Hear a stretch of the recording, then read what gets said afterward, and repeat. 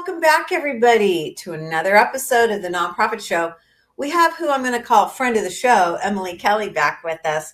She's a national accounts manager at Bloomerang, and she's going to be talking to us about how to raise more money, but online. And that's where we need to really be focusing. So, Emily, I'm really excited to learn from you today because I feel like this is one of those elusive things. Not everybody in the nonprofit sector has fully leaned in, shockingly. Do you Right. think that's fair? That's a fair assessment. Yeah. Okay. Well, I think you're going to kick us in the behind today to get us all moving in that direction so that we can be raising more money and doing it online and doing it efficiently.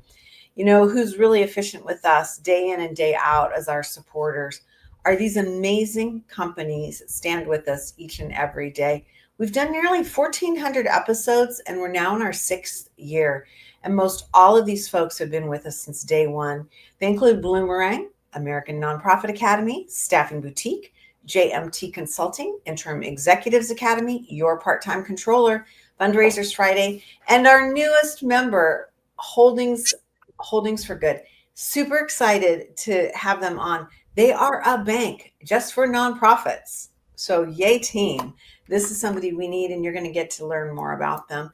I'm Julia C. Patrick, CEO of the American Nonprofit Academy. But more importantly, I'm here with Emily Kelly. She's a national accounts manager with our friends over at Bloomerang. Okay, I'm putting you in the hot seat. What does a national accounts manager do, Emily? Oh, what do we not do? No, I'm joking. I love what I do. I feel like there's just not a better role on this planet better suited for me.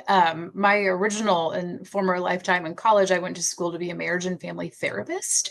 So I'm always like intrigued by relationships and building relationships and networking and bridging gaps together and bringing people together and helping people be better and fixing and doing. So with my role currently, I get to work with, oh my gosh, thousands of nonprofits across the country, including national accounts such as like Habitat for Humanity, Boys and Girls Clubs, Humane Societies, so on and so forth. And I travel the country and I get to meet individuals of all roles in all of these organizations and how they can be better fundraisers, how they can make their nonprofits grow and establish strong relationships with Bloomerang and them so that they're just better fundraisers. I love it so much.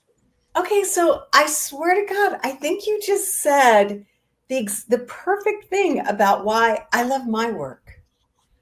I think it's just fascinating that you talked about, the cornerstone of relationships and people, helping them to navigate those fragilities and Mhm. that stress. I love your therapy background.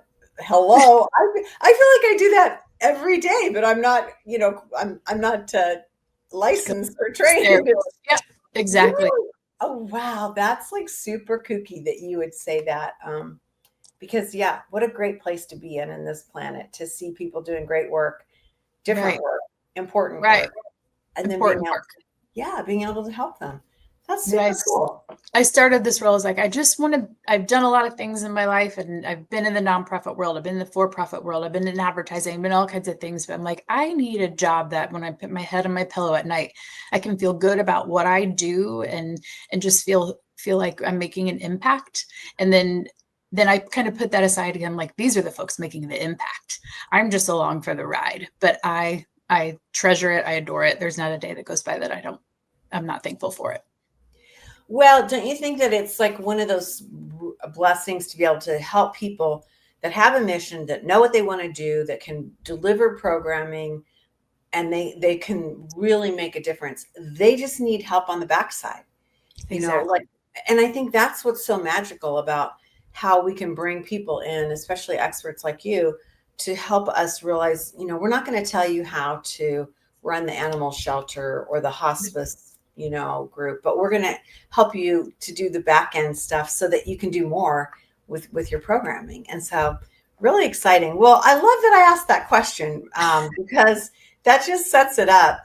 So we're talking about online giving. Let's start off with some best practices as just a general course so that then we can continue on this conversation. because it's like we said in the green room, this is not a nice to have. This is a need to have, right? Right. Absolutely. We've done a lot of really interesting things at Bloomerang. One thing being we do these donor experience reports. And so when I'm doing different speaking engagements across the country, like ask me all the time, what are best practices? And what's really fascinating that I found with this study, and all of us have found that the very first thing that I really like to hone in on and emphasize is that regardless if you're, hoping to raise money online, the first thing you need to do if you are is make sure that donation button works. Because you would be surprised how many times different organizations we go and we're doing these studies and the button just doesn't even work. So I'm always like, take that nonprofit hat off, go to your website and just click it. Does it Yeah. work, or is it just hovering? What's happening? And then while you have that nonprofit hat off, look at that button, look at that website and think, if I were to take me out of this role and I was my mom or my sister or my friend or whomever else, would I be compelled to give to this page, or does it look like some creepy TikTok thing that our kids send us? What is this? Where's my money going? Is it compelling? Is it pulling at my heartstrings a little bit? So those are the two things that I emphasize the most, like really kind of take your nonprofit hat off and look at it as a consumer, as a donor, and wonder, would you be compelled to give to that? And does it work? Those are the two first things that I really like to emphasize. Do you think that I keep hearing, and I've heard this for a while, that the donate button should always be in red with white lettering, and it should be on the upper right hand side of the screen. Any thoughts on that, or is that just That's interesting. I see it in all colors just because of branding and marketing, and people have their things that they have to go by. So I'm definitely not a marketing expert by any stretch of the imagination, but I do know the bigger the button, and if it's at the top of the page and people aren't having to go hunting and gathering for that donate button, make it as easy as possible and easy on the eye for them to see it at the top of your page. okay? Okay, yeah. It's really an interesting thing is I feel like I hear from nonprofits that are like, oh, that's too in your face. We'll put a tab where they can go. And I'm always like, people are working off their phones. You work in an office where you're on your laptop, or maybe you're a desktop with a big screen. This is not the way the majority of our donors, our new donors, are finding it or looking at us, I should say, right? So you've Right. got to make this really achievable. It's kind of an interesting thing. It's not in your face if someone's really like, passionate about your organization. They're going there for a reason. So maybe they need it in their face because we're all limited on time. They want to know how they can give and get on to the next soccer practice or next Zoom meeting or whatever the case may be. So make it in their face. And then that way they can make their donation, and both of you can benefit from it being very accessible. I love that. What are some other best practices before we move on and talk more about the nuts and bolts of this? What are some other things that you've seen that seem to be putting a nonprofit in a much better position? Oh, absolutely, without question, making sure you have different methods of payment available.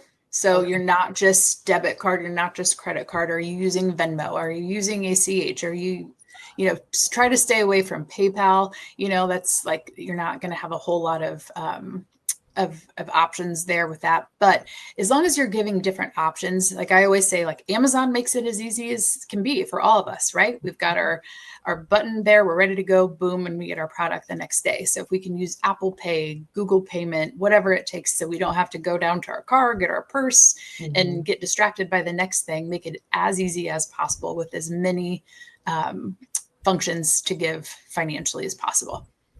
While we're on that topic, and I'm thrilled that you brought that up, what are you seeing with DAF payments and actual buttons that are just for DAF transfers? Are you seeing that come forward more, or do you have any thoughts on that? I'm not seeing it everywhere. If it's an option or if it's available to your organization, then absolutely make that another thing that's available. But as far as using just like Apple Pay, that is a huge one. And then like Venmo, it's great for the different demographics because people are always like, how do I appeal to a younger generation? Or how do I appeal to this generation? Because they're all kind of paying differently, right? So if you want to make sure that you're appealing to all the different demographics, make sure that you have all the different methods of payment. Wow, you know what? I would not have thought of Venmo or Zelle. I'm like really shocked by that. Um, because to me, when I hear that, that's like a one-time thing, and Mm-hmm. that's not necessarily a way to pull somebody in, but yet that's the wrong mindset, which we'll talk about next. Because we need to be thinking about what you just said. There's so many different demographics that we're dealing with right now. Most demographers will say this is like one of the few times in the history of our country we have four different demographics Sure. working, Sure. not just living, but working. So that's changed things. So let's move on to that next piece of this. And how can there be a giver experience?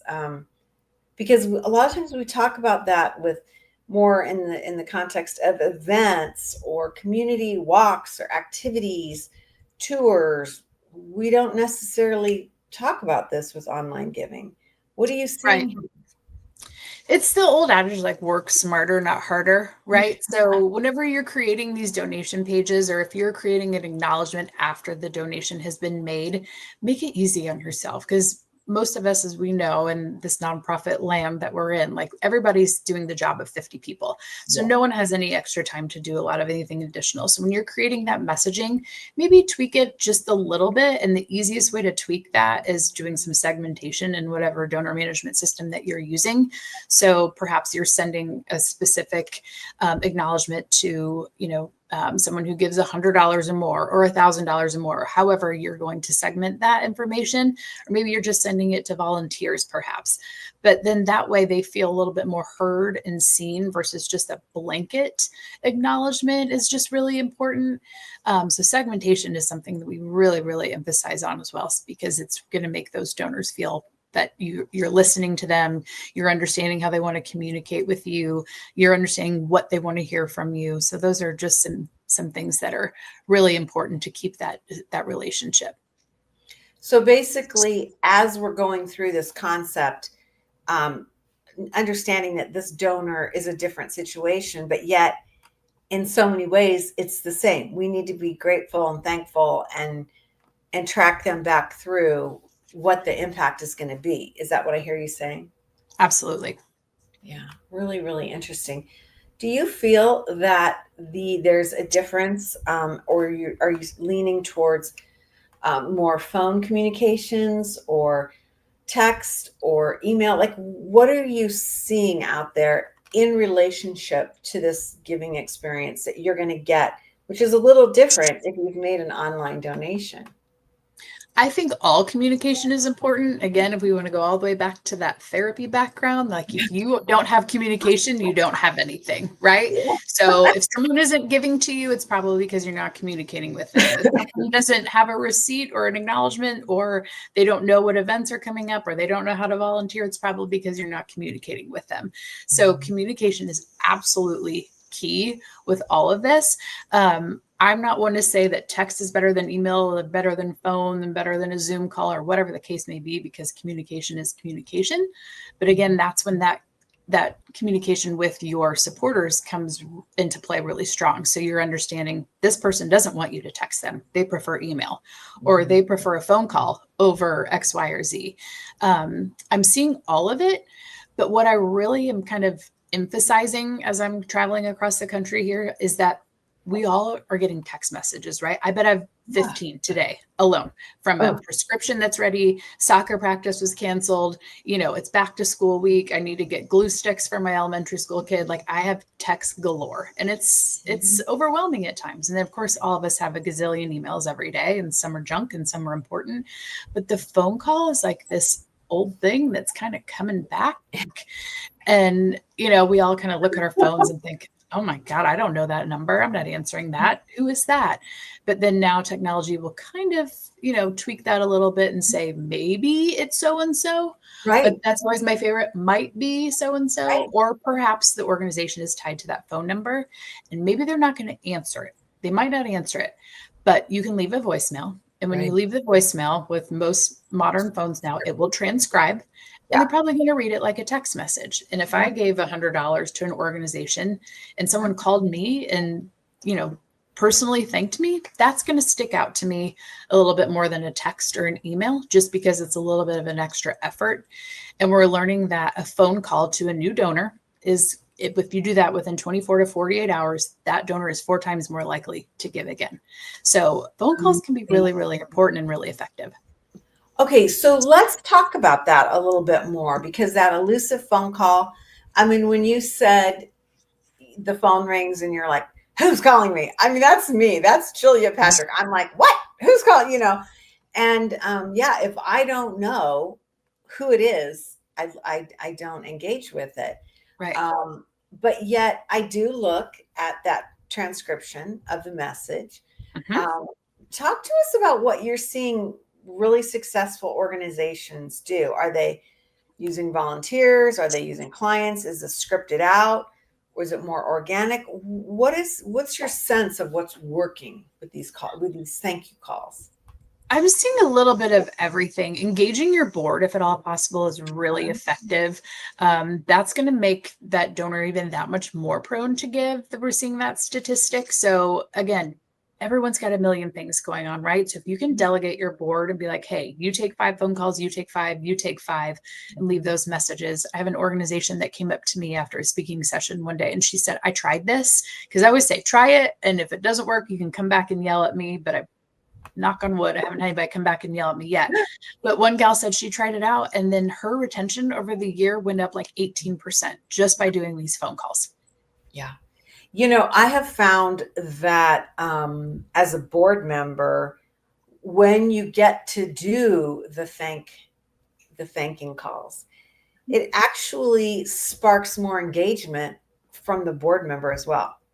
It's really cool to hear somebody say, "Oh, wow. Oh, okay, great." Or, are like have gratitude for the gratitude moment that you're giving. I mean, I think Right.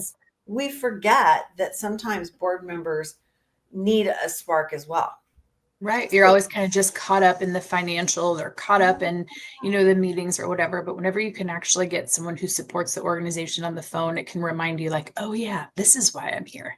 This is why I wanted to be on this board. This is what this organization is all about. And it kind of, it really activates a lot of things, like with storytelling, how important that is. And then maybe you get on the phone and you start sharing stories together. So not only does the donor tell you a story and then you go off and tell other people and they're going to support the organization, but maybe that board member has a story to share also, which could create more donors, or that donor could then tell their friend or family, and it's just going to spark it on both sides.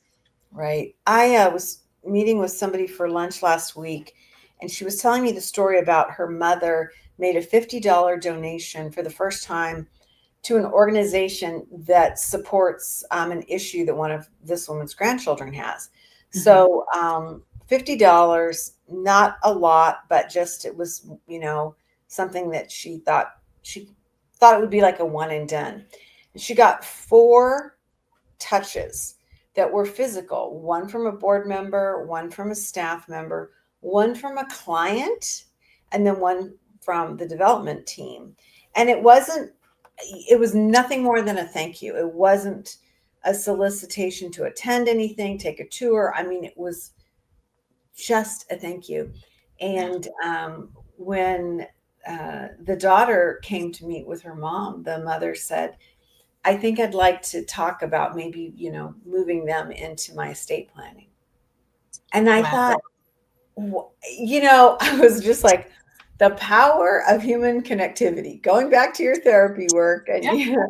and communication. And it was such a good reminder for me because I think a lot of times we think that only like the grand gift is going to really have the impact. Whereas they've just created something a relationship here that's going to really be profound. Yeah, we don't know what people are capable of. They may give 50, but they're capable of 50,000. But maybe you need to treat that as such so that maybe you kind of continue that relationship so that happens. Or maybe they don't have that capability, but they know somebody that does. And if they're inspired by how grateful you are, Yeah. then that could trigger that somewhere else. I mean, I have 3 children. The power of please and thank you has been rooted in my kids since they could speak. I was raised by Southern women, and that's just what you do. And the power of please, the power of thank you is so much more powerful than anything else. And it's very simple. It's just one of those very simple things that it's in the grand scheme of things, we're all busy. And sometimes the simple things are the hardest. But if Yeah, you can start with that acknowledgement, it can move mountains for you. absolutely. Um, so what I hear you saying before we move on is that I think so often we're caught up in the mechanization of a letter or an email or a text or whatever that acknowledges what has happened. But I really have learned from you today that it's that human connection, and something as simple as a phone call. We might need to be moving that up and really engaging more in that. Well, and kind of as we were talking at before, when we were in COVID and all these other things, Yeah. like we don't have that human connection like we used to. So if we can build that up a little bit more, it just resonates a lot stronger with folks versus just a quick one-off text message. It doesn't have the same meaning, I don't feel like. And I'm seeing the power of that as I'm chatting with people across the country. So let's talk a little bit more about that, because we have like an online giving thank you process that we should be, for lack of a better word, scripted out. You're advising us to do it. What's the time frame? Well, if you can make that phone call to a first time donor within 24 to 48 hours, they're 4 times more likely. Now, I know within 24 hours, sometimes that's very challenging. That's the research. But, if you could just do it within a week's time, because you know how we all are. We're all busy and we're on to the next thing. And like, did I donate to something? Oh, yeah, yeah, yeah. But if you keep that fresh and top of mind for folks, then it's just going to be that more, it'll resonate that much stronger for the next time when they're being asked for a donation. Like, well, I'm going to give to X organization because they actually remembered me and acknowledged me versus so and so. Like, did I get an invoice for that? I don't even remember. So Right. just making that personal connection is so important. What are your thoughts on the aspect of the gift acknowledgement? I mean, for so long we've done that in print form. It's been mailed. For obviously for larger donations, this is a paper trail that is going to be used for tracking and possibly have tax implications, all of that. But if you're getting an online donation, how do you navigate that piece that in the past was all done through snail mail? Right. I think, again, this kind of goes to understanding what communication methods that your donors want to have. Like, do they want to receive emails? Do they not? And be very, very mindful of that. Do they want a paper receipt? Maybe after they've made a donation, ask them. Make that your opportunity when you pick up the phone call. Like, hey, is this important to you? Would you like to have this on paper? I'm happy to send that to you. Or would you prefer to have that digitally? And then just very small things like that are just going to create that connection with people like, wow, this person really cares. It's not just some one-off thing. Again, it's like a lot of times we see some of these acknowledgments look like we just bought a set of tires or something. And it's like, Yes, what is this? Right. yes, So if we are yeah. really being mindful about who is giving to us and how they want to receive that information, it's really important. At the end of the day, for our taxes, we all need it on some kind of paper, whether it's digital or whatnot. But the acknowledgement is different than a receipt. So making sure that you're personalizing things. Dear, Bob, thank you for your $100 donation on August the 13th, blah, blah, blah, blah, blah. It's going to this particular fund that you designated. And also in memory of your mother, we will follow up with you in 30 days and XYZ. So just making it as personal as possible. You've mentioned several times, and I want to jump back to this about communicating with your donors, whether they be, new or existing, about how they want to be communicated with. Do they want to receive texts, email, snail mail, phone calls, whatever? How and when and where do you do that? Well, that's an interesting question. I think with especially with a new donor, if you're picking up the phone and you're making those phone calls, that's a great time to do it. I had somebody tell me that they do it by birthdays. So if they have people's birthdays in, their database or wherever they keep it, like, all right, so it's August. So we're going to make sure this is the time we're going to reach out to everybody. Happy birthday. And hey, by the way, what's your preferred communication method? We just want to make sure that we have everything updated properly. And if you're keeping any other kind of personal notes, like I know you got a puppy last year or you had a grandbaby last year, it's just a way to make sure you take that extra note and make sure you're understanding your donors better. So you see this as something that is more of a personal engagement and not just something that's like on the form that you use when you're making your first online donation? Whatever you can do, right? Okay. So if on your form you do have that capacity to say what's your preferred method of communication, and it'll pop up in your database. Okay. Wonderful. Maybe that changes in a year's time. Yeah. So maybe in a year you follow up and say, hey, is this still your email address? Is this still your phone number? Is this still how you want to be communicated with? And I Mhm. think folks really appreciate that you take that extra effort to understand them. Mhm. This is going to seem like a total off the wall thing question to ask you, but when I think of, as we said in the very beginning of the show today, I hear the word Venmo and I think this is like a one shot thing. Somebody hears about something, somebody's moved by something they see on TV or they read or they see it online. Um, how is it that we ask permission, or maybe we don't, about can we connect with you again, or is this a one-time donation? Do you know what I'm saying here? Because Yeah. it's the difference between like starting a relationship and building it, or acknowledging that this is just a one-time thing. Is that ever appropriate, just to say, yeah, this is good, we're acknowledging this is a one-time thing and we're not going to waste everybody's time and money on trying to keep building? It's a really interesting question. I've never been asked that before, so I'm not going to pretend like I'm an expert on that Mhm. question in particular. However, just in my own experience, I feel like, you know, what's the old adage, like do it now and then ask for forgiveness later. Yep. It's Yeah. not going to hurt to ask again, because maybe they will. But if they don't, maybe they'll let you know. And I think that's really important in segmentation too, and communication. Whenever you're looking at like your gave last year, but not this year, and you Mhm. reach out to them and you just simply ask them why. Like, is there a reason why that you no longer want to give to us? And we totally understand, but what is that? And sometimes it's like, oh, I just forgot about you. Oh, Right. got busy. Oh, you didn't communicate with me. And then you realize like, oh, well, that's on me. You know, you could leave a space on your donation page where if you wanted to have any notes pulled into your system about that particular individual. But, I just feel like it never hurts to ask. Yeah. I appreciate you saying that, because I feel like there are movements that we have around a day or an activity or an anniversary. I mean, around death, people that say don't send flowers, but make a donation to XYZ. I mean, there are things where it's like a one and done mentality. And I like that you kind of gave us permission, or like I said, kicked us a little bit in the rear to say, no, if this is a point of entry, it's a point of entry, and let's try and figure this out. It's always great to have, as I say, a friend of the show come on.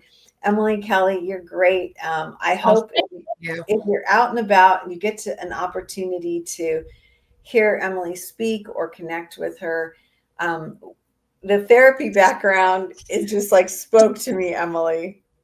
Come find me after the show, or we'll be for coffee or a glass of wine. You can tell me all your problems. We'll work it out. I definitely, that's just, what do people like? I'm the bone collector my whole life, like people strike up conversations with me in the grocery store, and that's just, it's my nature and I enjoy it so much. So I'm happy to talk shop or otherwise anytime. I love it. Well, Emily Kelly, she is the national accounts manager over at Bloomerang, and you can learn more about what Bloomerang is doing at bloomerang.com. One of the things, Emily, that I love about your organization is that you're tremendous thought leaders, but you share and you have no paywall. You don't have to be a client of Bloomerang to get access and to get this amazing information. So it is out there. They've done the heavy lifting for you. And I just think it's such an important resource, no matter where you are in the trajectory of your journey with your nonprofit. It's really a resource you cannot uh, disengage from. Or, I mean, you've got to put this in your bag of tricks, right? I just think it's an amazing, amazing thing to be able to go and find all this resource. And hint, hint, this is not something you can just like, oh, I have an extra 15 minutes and take a look at. You need to use it as a discipline to go in and read their research and their white papers and watch their streaming content, because it really is quite remarkable. You know, what's quite remarkable are all of our presenting sponsors, including Bloomerang, and they are also American Nonprofit Academy, Staffing Boutique, JMT Consulting, Interim Executives Academy, Your Part-Time Controller, Fundraisers Friday, and Holdings for Good. Wow. Okay, Emily, I'm like recommitted every day. I get a little bit more energized from somewhere else, but I loved how you started this off, in that it's the relationship. It's all about relationships, Yeah. all of it. All right. Super powerful. Well, hey, as we end each and every episode of the Nonprofit Show, we leave with this message: stay well so you can do well. Thanks, everyone. See you again.